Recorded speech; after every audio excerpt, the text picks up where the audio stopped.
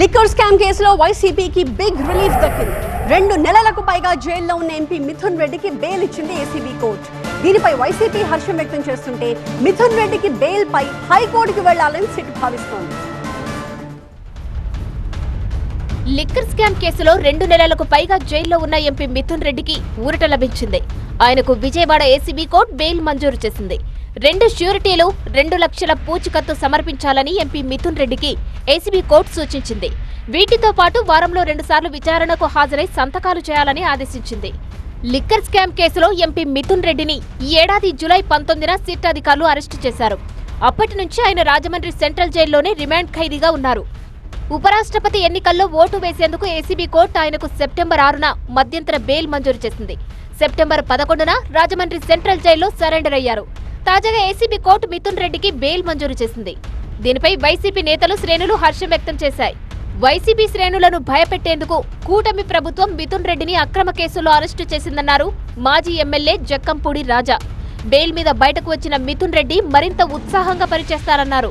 YSR Congress party శ్రేణులు ఏదో రకంగా నిరుత్సాహపడతారో, కాస్త వాళ్ళ యొక్క ప్రభుత్వం చేస్తున్నటువంటి తప్పుల్ని వేలెత్తి చూపించేటటువంటి దానికి కాస్త వెనకడుగు వేస్తారనేటువంటి ఆలోచన చేశారు.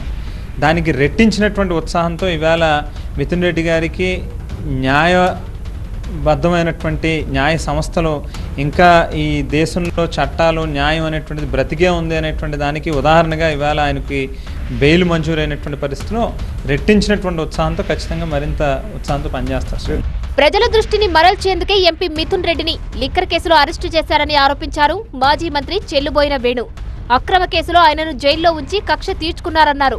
ప్రజల దృష్టిని మరల్చడం కోసం ఏదైతే ఇచ్చిన హామీలను అమలు చేయలేక, ఒకటి పాలనలో పూర్తిగా గాడి తప్పేసి కేవలం రెడ్ బుక్ రాజ్యాంగ వ్యతిరేకంగా, నేను రెడ్ బుక్ అని అన్నా, రాజ్యాంగ వ్యతిరేక పాలన సాగిస్తూ దాని నుంచి ప్రజల దృష్టిని ఎలా మరల్చాలనే ఉద్దేశంతో డైవర్షన్ పాలిటిక్స్లో భాగమే ఇవాళ మిథున్ రెడ్డి గారి అరెస్టు. అక్రమ నిర్బంధానికి 69 రోజులు ఉంచగలిగారు తప్ప ప్రజల హృదయాల్లో మిథున్ రెడ్డి గారు పెరిగారు, జగన్మోహన్ రెడ్డి గారు పెరిగారు, పెద్దిరెడ్డి గారి కుటుంబం పెరిగింది.